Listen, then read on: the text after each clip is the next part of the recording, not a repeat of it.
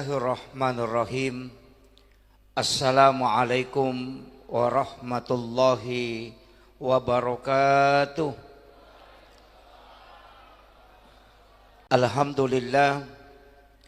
Alhamdulillahilladzi rafa'al mustafa manasibal insani wal busyra wa ja'ala israhu min makkata muqaddasi fi lailata wahidatin ayatal kubra. Wassalatu wassalamu ala sayyidina wa maulana Muhammadin nabi kal ummi wa la ali wa sahbihi wa sallim. Allahumma salli ala sayyidina Muhammadin salatan tuballighuna biha kullal maqsud. Ya Jawadu ya Ma'bud, ya Rahimu ya Wadud, birahmatika ya arhamar rahimin. Yang kami muliakan, kami takzimi para habaib wa syara'if, para alim, para ulama, para azatis dan azatizah, para tokoh masyarakat, tokoh agama, para pejabat pemerintah, dan seluruh tamu undangan tanpa terkecuali, dan terkhusus kepada panitia pelaksana peringatan Isra wal Mi'raj yang kita laksanakan pada malam hari ini. Semoga kesemua apa yang telah dilakukan, apa yang telah dihajatkan menjadi asbab mendapatkan barakah dalam hidup. Dan semua yang telah memberikan sumbangsi baik pikiran maupun material demi terselenggaranya acara ini, semoga Allah membukakan keberkahan dan memberikan balasan jauh lebih dari apa yang telah diwafatkan pada kegiatan kita pada malam hari ini. Alhamdulillah wa syukurillah, kita dipertemukan oleh Allah Subhanahu wa ta'ala di tempat yang penuh barakah ini. Kenapa masjid disebut tempat yang penuh barakah? Karena di dalamnya ketika orang masuk, selain didoakan para malaikat, tempat ini juga adalah tempat yang sebahagian ulama kalam mengatakan bahwa tidaklah berdiri satu masjid yang kokoh kecuali di tempat itu pernah menetes air mandi Rasulullah. Karena ketika Nabi dimandikan dengan menggunakan air sumur Gars, dalam riwayat itu disebutkan ada 7 orang yang memandikan Rasulullah. Kami pernah temukan dalam satu kitab hikmah, siapa yang menghafal nama 7 orang yang memandikan Rasulullah, maka matanya tidak akan buta hingga dia meninggal. Itu hikmahnya. Makanya paling tidak mudah-mudahan kita bisa menghafal namanya 7 orang yang memandikan Rasulullah. Dan air yang dipakai memandikan Rasulullah adalah air sumur Gars. Yang letak sumur ini ada di Madinah, dan itu sudah didoakan langsung oleh Rasulullah. Namun jamaah haji Indonesia dan jamaah umrah dari Indonesia jarang mengambil air sumur Gars. Hanya ulama-ulama kita dari Yaman, Hadramaut yang kadang ke sana mengambil air barakah, air mandinya Rasulullah.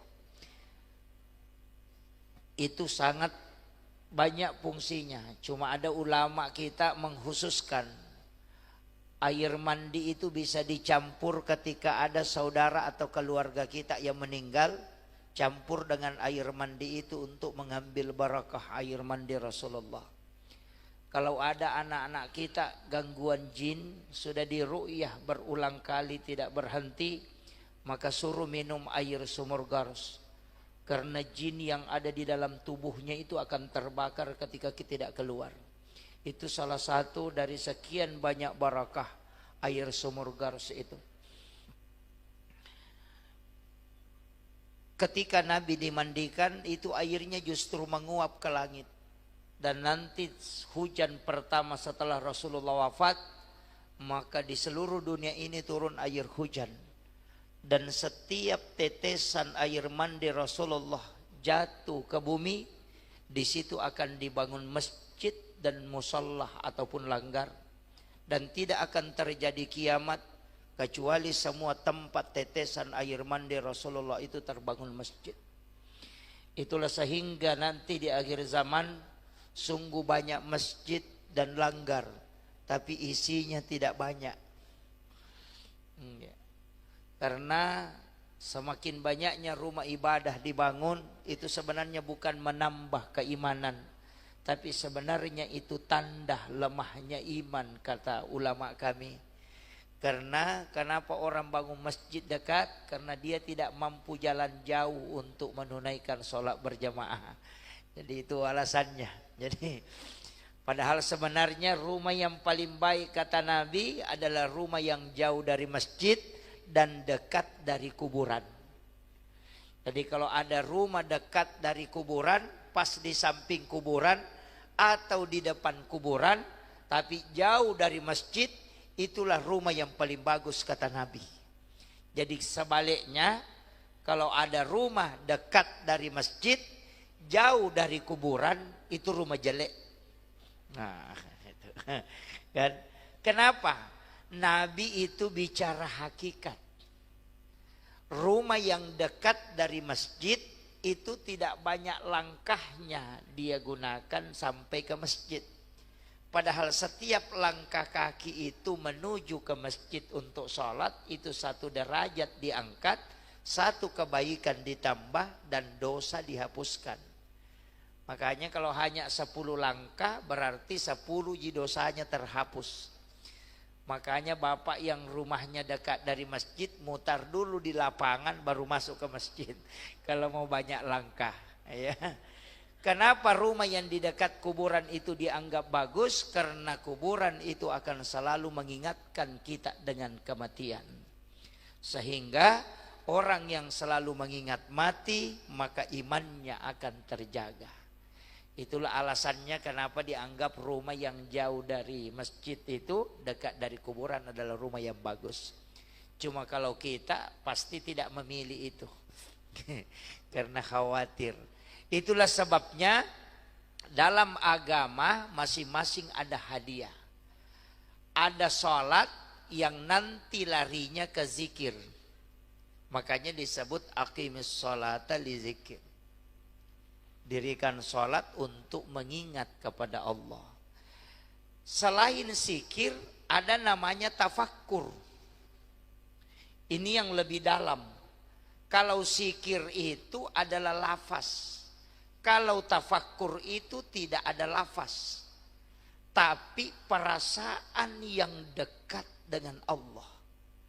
Bahkan dalam hadis qudsi disebutkan, orang yang paling dirindukan oleh Allah adalah orang yang duduk di tengah keramaian, di mana orang yang di keramaian itu berbicara tentang dunia, tapi ada di antara mereka yang kalbunya terkoneksi dengan Allah. Maka itulah orang yang sangat dirindukan oleh Allah. Maka dirindukan dalam hal ini, rahmat Allah akan turun kepada orang itu. Maka ketika kita duduk-duduk seperti ini kan dalam majelis. Kalau misalnya di pasar, di tempat kerja, usahakan kalbu kita itu terkoneksi dengan Allah. Mungkin dengan zikir batin. Saya sering menyampaikan ke jamaah, mestinya kita punya amalan yang tidak dilafazkan. Bukan bacaan Quran, bukan sholat, bukan juga zikir tasbih, bukan juga sholawat, bukan. Tapi ada amalan yang kita lakukan tidak dilepaskan dalam lisan, tapi kalbu yang selalu terkoneksi dengan Allah. Amalan inilah yang tidak pernah menghitung pahala, karena tidak ada pahala terhitung di situ. Kecuali kalau zikir bisa dihitung pahalanya, bacaan Al-Quran bisa dihitung pahalanya, salat bisa diketahui pahalanya. Tapi kalau kalbu tanpa ada lafaz, cuma merasakan diri kita dekat dengan Allah atau terkoneksi, maka itulah yang disebut tafakkur kata Nabi. Apakah istimewaan tafakkur? 1 jam saja orang tafakkur itu masih jauh lebih mulia dibanding melakukan sholat sunat 1000 rakaat. Makanya hati-hati ketika ada orang duduk-duduk di tiang sandar-sandar menutup mata. Jangan katakan itu si anu masuk saja ke dalam masjid tidur tidak ada. Jangan. Mungkin kalbunya yang terkoneksi dengan Rabbnya. Di saat itu engkau melakukan sholat sunnah 1000 rakaat itu belum mampu mengalahkan ibadahnya. Dan inilah ibadah yang paling ringan tapi paling susah. Orang yang ada di ketinggian bangunan, tukang batu bisa melakukan itu. Orang yang ada di laut bisa melakukan itu. Orang yang sementara bawa mobil bisa melakukan itu. Orang yang duduk di kantor bisa melakukan itu. Jangan katakan orang di dalam masjid pasti, tidak mungkin, belum tentu. Biasa orang di masjid itu cuma sibuk ma TikTok atau sibuk ma Facebook. Nah, ini. Jadi kadangkala di dalam masjid tapi HP-nya yang selalu diurus, ya. Jadi tempatnya yang mendukung tapi perbuatannya tidak mendukung. Itu hati-hati. Kemudian dalam peristiwa ini kita bicara peristiwa Isra dan Mi'raj. Kita sebenarnya ingin mengambil pelajarannya. Ya, kita ingin mengambil pelajaran yang terdapat dalam peristiwa Isra Mi'raj. Tidak ada temanya ya. Oh, ada. Saya tidak bisa baca temanya, terlalu tinggi. Ya. Apa temanya nih, Pak? Oh, kayaknya sama tadi temanya di sebelah ya. Menyelaraskan langkah kehidupan dengan peristiwa dan hikmah Isra Mi'raj itu. Sebenarnya kalau mengatakan menyelaraskan, artinya kita mau bagaimana Isra Mi'raj ini menjadi platform atau menjadi patokan dalam kehidupan itu. Ini tidak mudah, Pak. Saya ambil langkah awal ya. Saya tidak ceritakan Rasulullah sebelum di Isra Mi'rajkan, tapi saya ingin mengambil sedikit kaidah ketika Nabi dibelah dadahnya.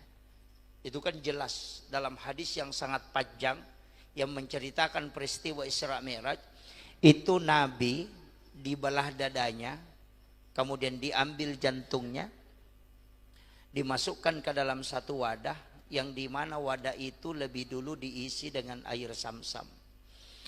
Ulama tarekat tidak pernah membahasakan bahwa jantungnya Nabi dibersihkan, tidak. Kita di tarekat pantang mengatakan jantungnya Nabi dibersihkan. Karena kalau kalimat dibersihkan dipakai, berarti jantungnya Nabi itu kotor. Jadi ketika kita mengatakan, kan biasa kita dengar itu penceramah mengatakan, jantungnya Nabi diambil, kemudian dimasukkan ke dalam wadah, kemudian dibersihkan dengan air Zam-Zam, dicuci dengan air Zam-Zam.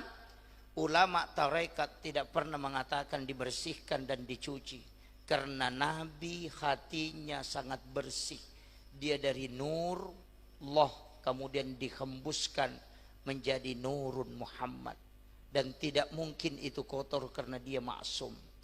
Maka ulama tarekat memutar kaidah itu. Dia mengatakan bukan jantungnya Rasulullah yang kotor, tapi air Zam-Zam yang ingin dimuliakan oleh Allah, sehingga diberi kesempatan menyentuh kalbunya Rasulullah.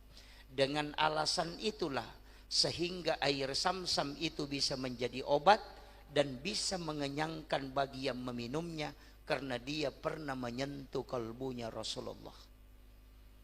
Jadi bukan kalbunya Nabi, tapi air ini yang ingin dimuliakan sehingga diberi kesempatan bersentuhan langsung dengan kalbu Rasulullah. Kita ambil contoh lain, Hajar Aswad itu kan dicium. Dia adalah batu putih dari surga yang berubah jadi hitam karena banyak orang menciumnya, resonansi dosanya menyeberang. Yang batu ini sebenarnya adalah batu yang diturunkan dari surga. Siapa yang menciumnya, kata Nabi, di dunia itu seakan-akan dia mencium tangan Allah. Dari situlah sehingga orang berebut mencium Hajar Aswad. Tapi batu ini, kata ulama tarekat, tidak akan pernah dimuliakan dan dicium seandainya Nabi tidak pernah menciumnya. Seandainya ketika Nabi tawaf dia mencium makamu Ibrahim, maka semua jamaah haji dan umrah akan mencium makamu Ibrahim. Artinya apa? Hajar Aswad tidaklah mulia seandainya Nabi tidak pernah menciumnya. Berarti hakikatnya batu ini dimuliakan karena dia pernah dicium oleh Rasulullah. Jadi bukan batunya yang mulia, tapi Rasulullah karena dia pernah menciumnya. Yang ketiga, ketika Nabi berjalan selalu ada awan yang menutupi kepalanya. Kata ulama tarekat, bukan Nabi yang takut kena sinar matahari, tapi begitu skenario Allah untuk menjaga mataharinya. Karena nurnya matahari dari nurun Muhammad. Ketika cahaya matahari tembus ke badannya Rasulullah, maka matahari akan hancur. Maka Allah menutupi Rasulullah dengan awan. Bukan Nabi yang dijaga, tapi matahari yang dijaga oleh Allah supaya dia tidak hancur. Begitu mulianya Rasulullah. Makanya kita kalau di tarekat itu selalu membalik itu. Ya, ada sebenarnya 21 kaidah itu yang sentuhan dengan Nabi, tapi saya tidak bahas semua. Kalau itu yang saya bahas, itu 1 jam selesai Isra Mi'raj. Gitu. Saya belum ceritakan kisah Isra Mi'raj ini. Baru saat Nabi mau diberangkatkan. Kemudian Nabi kan diperjalankan, makanya disebut Asra. Bukan berjalan. Ada jam dinding itu di belakang, Pak. Kalau jam dinding itu berputar, hanya 24 jam dia berputar dalam sehari semalam. Tidak mungkin lebih. Tapi kalau Pak Imam kasih turun itu jam dinding baru dia putar, itu bisa sampai 100 kali berputar, itu pun bisa. Artinya ketika jam itu berjalan normal hanya 24 jam. Tapi ketika diperjalankan oleh Pak Imam maka bisa sampai 100 kali. Itulah sehingga Nabi disebut diperjalankan, bukan berjalan. Makanya Nabi dari Masjidil Haram itu dengan berbagai tempat yang dia tempati sehingga sampai ke Masjidil Aqsa itu butuh 2000 km. Tapi orang diperjalankan dengan 2000 km itu dalam bukunya Insinyur Agus Mustafa mengatakan hanya 0,005 detik Nabi sudah bisa sampai. Coba kecepatan itu yang bisa dipakai. Dalam ilmu sains sebenarnya sekarang mulai terungkap. Saya mengatakan Abu Bakar bahkan Umar semua sudah paham tentang ilmu itu. Sekarang kan kita bisa, Pak. Bapak Ibu yang sudah punya HP Android, itu kalau kita video call, biasa video call kan? Video call orang di Mekah, berapa jaraknya Mekah ke sini? Tapi dalam sekian detik kita bisa berada di handphone yang ada di Mekah dengan wajah dan suara yang langsung didengarkan orang. Tapi HP itu tidak punya kabel, dia hanya punya layar. Dan yang kedua dia menangkap signal sehingga kita bisa berada di tempat itu. Itu hanya layar yang tidak punya kabel. Ulama dulu itu punya kalbu lebih tajam daripada nur itu. Sehingga dia bisa melihat di depannya dalam waktu yang bersamaan. Ini kalau kita bongkar Isra Mi'raj ini melalui pendekatan sains. Tapi saya tidak terlalu lari ke situ. Nanti pusing. Ya kan? Jadi artinya orang yang melihat HP ini kenapa bisa kita berada di situ padahal tidak ada kabelnya. Suara sampai di situ. Padahal itu cuma besi. Ketika dia dibongkar hanya rongsokan besi yang ada di dalamnya. Inilah yang dipakai ulama dulu yang disebut dengan idhofi. Biasa kita mengalami. Saya retas sedikit tasawuf. Biasa kita mengalami. Mungkin ada pernah kampung kita masuki, Pak. Kita sampai ke situ melihat-lihat begini. Baru mengatakan, kayaknya saya pernah bermimpi sampai ke tempat ini. Biasa ya. Ada kampung kita masuki, kadang kita bilang,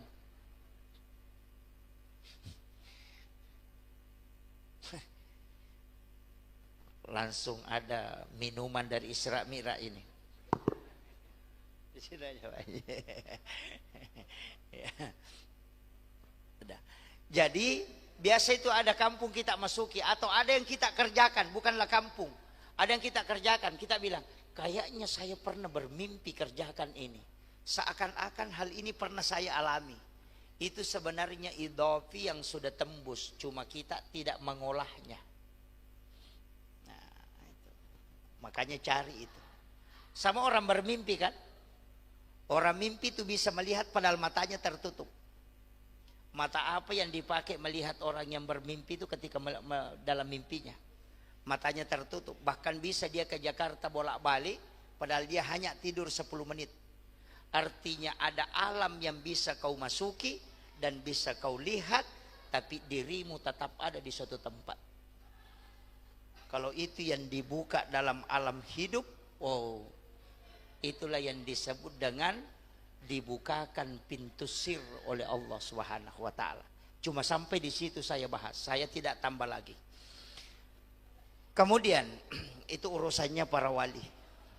Ya, kita ini belum sampai ke sana. Saya hanya menyampaikan yang guru-guru kami sampaikan. Tingkatan saya itu belum sampai ke ulama. Makanya saya selalu biasa minta jangan panggil kiai. Kiai itu susah Pak.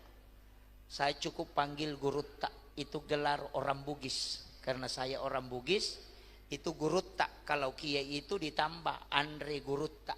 Ya. Nah, ya. Jadi kalau bilang gurutta berarti itu ustaz. Kalau Andre Gurutta itu sudah kiai. Nah, itu kalau orang Bugis. Jadi saya tidak mau dipanggil kiai. Karena itu belum sampai ke situ. Kiai itu tidak mudah Pak. Harus menguasai 9 ilmu. Makanya kalau ustaz itu lebih aman. Jadi jangan panggil kiai. Itu saya minta jangan terlalu dianggap, itu tidak boleh. Saya ini tidak ada apa-apanya Pak. Masih banyak guru-guru kita di Kalimantan ini yang sangat hebat. Cuma karena amanah ya kita menyampaikan begini. Makanya mau sepakat tidak sepakat, saya sudah kalau menyampaikan selesai. Kemudian Rasulullah diperjalankan. Apa sebenarnya hakikatnya? Ini hakikat sholat. Walaupun kan tujuan Isra Mi'raj itu bukan sholat, tapi untuk memperlihatkan tanda-tanda kebesaran Allah. Karena tidak ada nabi yang bisa melihat Allah secara langsung. Tidak ada juga nabi yang masuk ke dalam surga dan neraka sampai keliling di dalam neraka. Itu kecuali Rasulullah. Jadi semua nabi itu cuma diceritakan neraka, diceritakan surga, diceritakan tingkatan langit. Dan tidak pernah melihat wajah Allah secara langsung. Makanya di dalam ayat itu disebutkan linuriyahu min ayatina, untuk memperlihatkan, bukan menceritakan. Kan gitu. Makanya kalau ada kepala desa diceritakan ada kampung begini indah, begini lampunya, dia tuh menghayal. Bagaimana kira-kira ya? Tapi ketika dia melihat, oh ternyata begini, maka dia bertasbih. Subhanallah. Itu biasa seperti itu. Maka kalimat pertama dalam peristiwa Isra Mi'raj itu diawali dengan kalimat Subhanalladzi asra bi abdi. Karena semua yang dilihat Rasulullah itu adalah di luar dari apa yang diprediksi oleh orang. Nah, ini makanya Nabi itu melihat Allah langsung. Di mana dia lihat? Di alam mustawa, di atasnya Sidratil Muntaha. Malaikat Jibril tadi di Habsi itu dibaca anta nurun fauqa nurin. Itu Nabi dengan Jibril. Karena malaikat Jibril hanya sampai di langit ke-7, tidak bisa naik. 360 sayapnya dia kibaskan, itu tidak bisa meninggalkan langit ke-7. Makanya Jibril mengatakan, aku hanya sampai di sini Muhammad. Ketika aku melewati alam ini maka aku akan hancur. Maka Imam Ja'far Al-Barsanji itu mengatakan, anta nurun fauqa nurin, engkau Muhammad cahaya di atas cahaya. Karena Jibril adalah cahaya, tapi engkau bisa menempati atasnya. Jibril tidak bisa masuk ke alam mustawa, tapi engkau bisa masuk ke situ. Itulah makna anta nurun fauqa nurin, yang banyak orang salah paham. Dia kira anta nurun Muhammad fauqa nurin Allah. Padahal bukan. Itu keliru besar itu. Ya. Makanya ketika Nabi ketemu dengan Allah itu kan langsung. Tapi apakah Allah ada di situ? Saya dari NU, Ahlus Sunnah wal Jamaah Nahdiyah, tidak pernah memahami bahwa Allah itu ada di alam mustawa. Kenapa? Karena dia adalah ya latif. Tidak bisa bertempat. Karena kapan kita memberikan tempat, maka dia menjadi makhluk. Dan itu laisa kamislihi syai'un. Jadi bagaimana cara memahami? Itu seakan-akan ulama kita menjelaskan. Saya mengatakan, saya naik ke kubah masjid, baru naik ke menara. Di menara saya melihat bulan. Apakah bulan ada di menara? Tidak. Itu masih jauh dari menara. Tapi di situ baru saya bisa melihat bulan. Begitu juga Rasulullah. Di alam mustawa baru dia bisa melihat Allah. Bukan Nabi mengatakan Allah ada di situ. Tidak. Karena kalau bertempat, wah itu jadi masalah. Yang paling parah, ada yang memahami kalau sepertiga malam, Allah itu turun ke bumi. Oh, Allah itu sibuk sekali. Karena Jakarta, Kalimantan beda 1 jam. Turun dulu di Jakarta, baru lari ke Kalimantan, turun lagi, baru lari lagi ke Papua. Karena tidak bersamaan kan. Makanya ulama mengatakan yang turun itu bukan Allah. Yang turun adalah rahmatnya. Sebagaimana cahaya lampu. Lampunya tetap ada di atas. Tapi sinarnya akan sampai ke lantai. Itulah yang turun. Bukan berarti balonnya yang dikasih turun. Itu fungsi kaca. Itu cara memahaminya sederhana. Ya. Makanya kalau kita dalam beribadah, ada kan di dalam diri kita ini yang tidak diciptakan. Jasad diciptakan. Napas diciptakan. Jiwa diciptakan. Apa yang tidak diciptakan? Wa nafahtu fihi mir ruh. Dihembuskan.